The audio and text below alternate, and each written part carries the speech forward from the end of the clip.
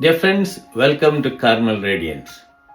In this third episode on prayer, I would like to speak on the importance of spending time in prayer in our daily lives. In the previous episode, I just gave out some of the definitions that people would express whenever I asked them, what is prayer? One of them had told me that prayer is communion and communication. Another person told me that prayer is friendship with God. Both these definitions and expressions are so valuable because they give out something that is essential that happens in our daily prayer life. Now, when we speak of communication, dear friends, how do we communicate? In our daily lives, we have many methods of communication. In the past, we were communicating with one another through letters. Today, it has changed completely because of mass media.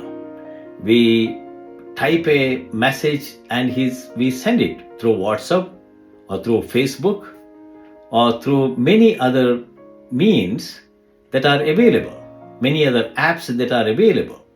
So communication has become so quick and so powerful. So any one person can send a message anywhere in the world.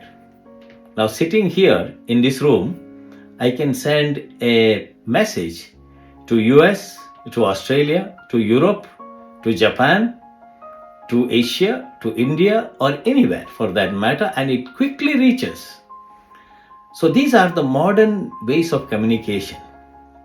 Now, I would consider communication with God is faster than what we have in this world. Now, just imagine you want to think about God and God reality is present. And you would like to communicate with that reality, immediately it happens. Because it is only a question of opening my heart and mind to God or raising my heart and mind to God. Now, very often in our daily lives, we speak of prayer like, vocal prayers. And we often limit our prayer to vocal prayers. I'm not speaking of religious or those who are living in communities of religious. We Carmelites live in communities. We have, hours of prayer, proper hours of prayer, morning prayer, midday prayer, and evening prayer, night prayer.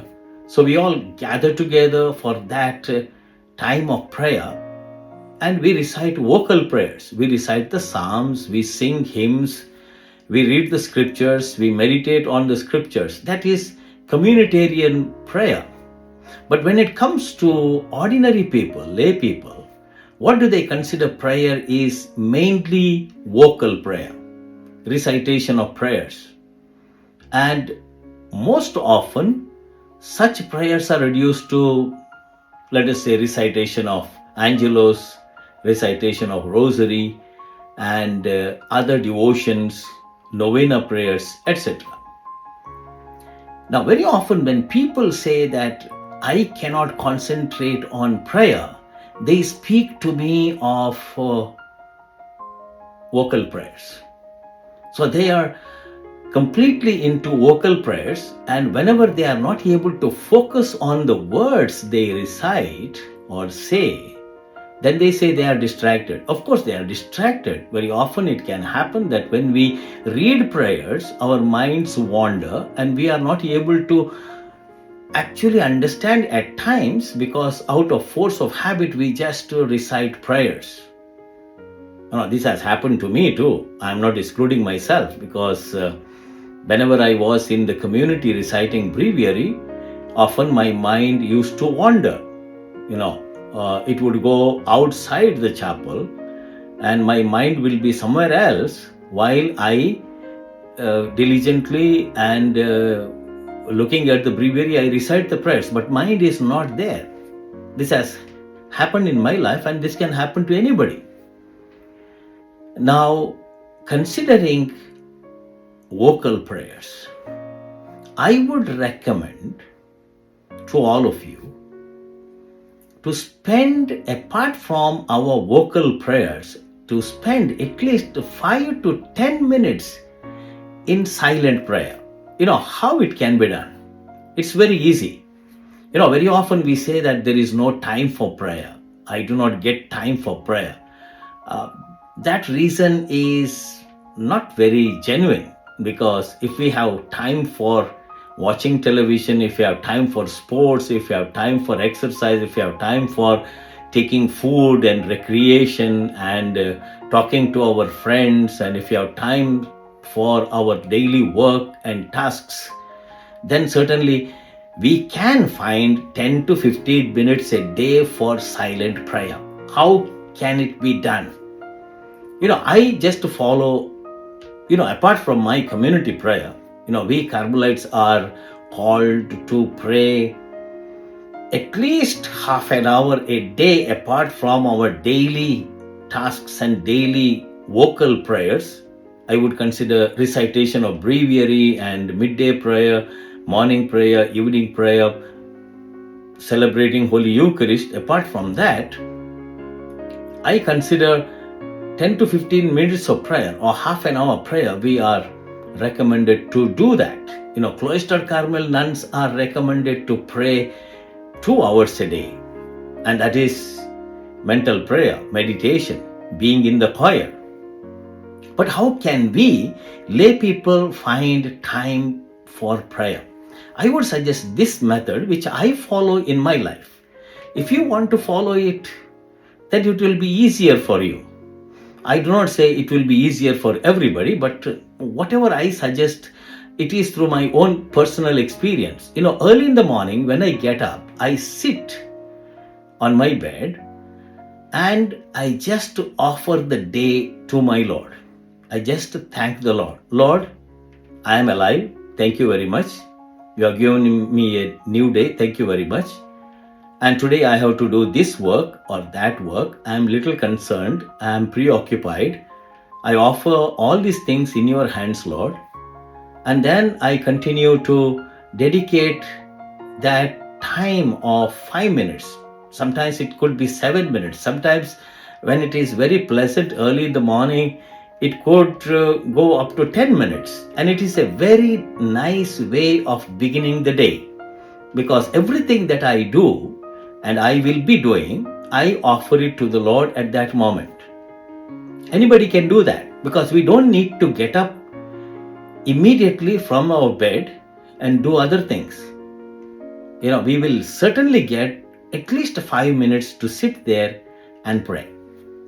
Now what happens when we have connected ourselves early in the morning through spontaneous prayer, raising our hearts and minds to God, who has created us, who has allowed us to continue to live, who has given us this beautiful morning.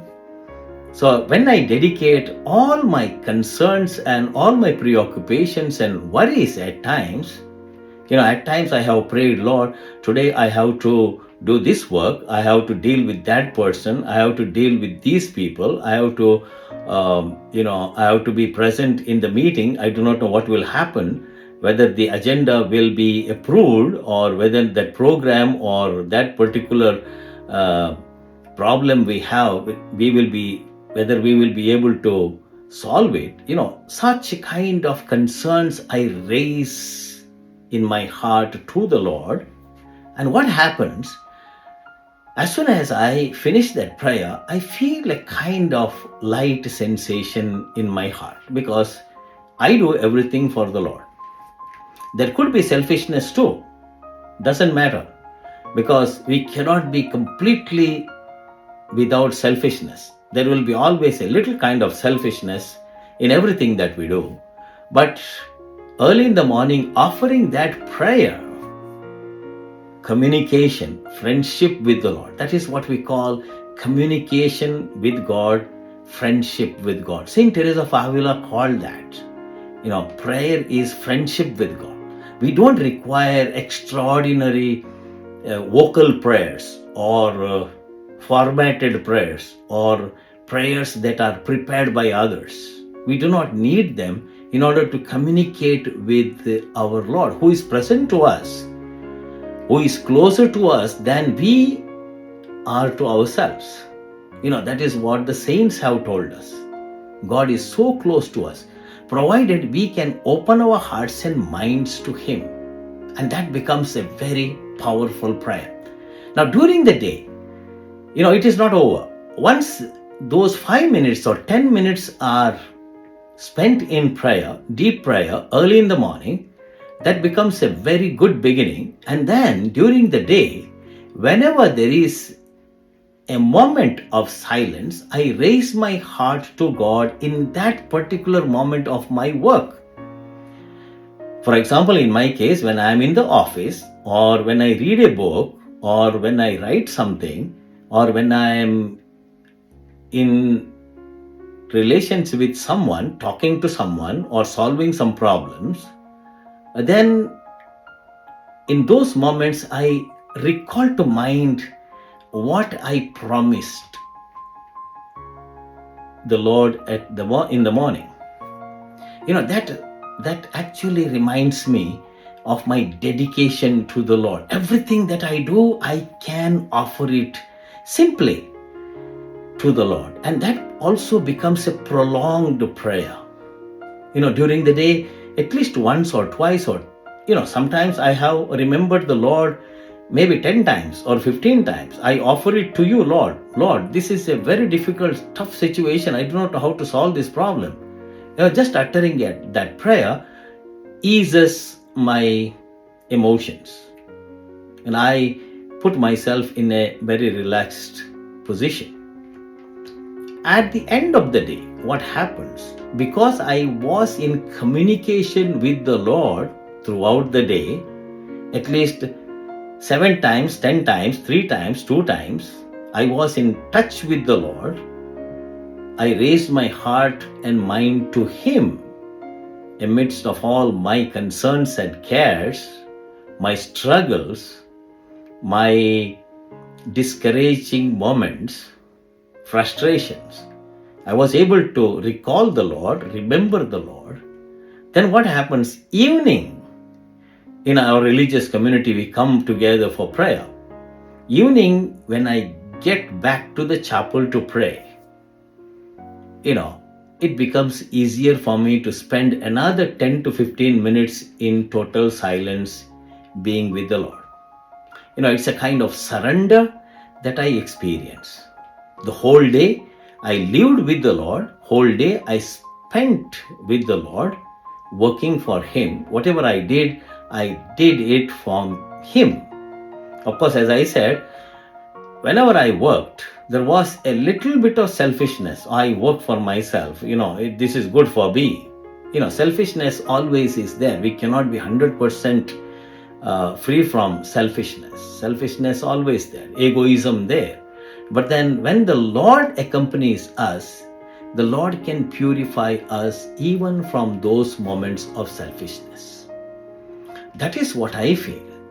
If we can begin the day with a silent approach to the Lord, keeping away all my distractions, keeping away all my worries, or even bringing those worries and problems and offering them to the Lord in prayer, helps me to live the day in a peaceful way, in spite of all the tensions and worries that could come during the day. And at the end of the day, when I am recollected during prayer, it becomes a wonderful experience. It becomes an enriching experience. I think, dear friends, we can certainly pray. Not just limiting our prayer to vocal prayers, which are recited prayers. They are good. I would consider they are a practice ground for us. Or even during those vocal prayers, we can raise our hearts and minds to God and be united with Him. that is a wonderful thing. And that is what Saint Teresa of Avila says, that when we say our prayers with attention to the words that we are uttering, certainly we experience that union with the Lord, or we can attain that kind of union with the Lord. So let us try our best to try to experience prayer. And in the coming episodes, dear friends, I will try to explain to you various dynamics of prayer, how we can understand prayer. As I said in the previous episode, when you cannot pray, understand prayer. When I cannot pray, I need to understand prayer. When I understand prayer, what is really prayer, then it will become more effective and it will be really satisfying and enriching. Again, using the word satisfaction. We never pray to God for our satisfaction. Rather, we try our best to communicate with the Lord, so that the peace that comes from the Lord itself brings me a kind of deeper satisfaction. God bless you.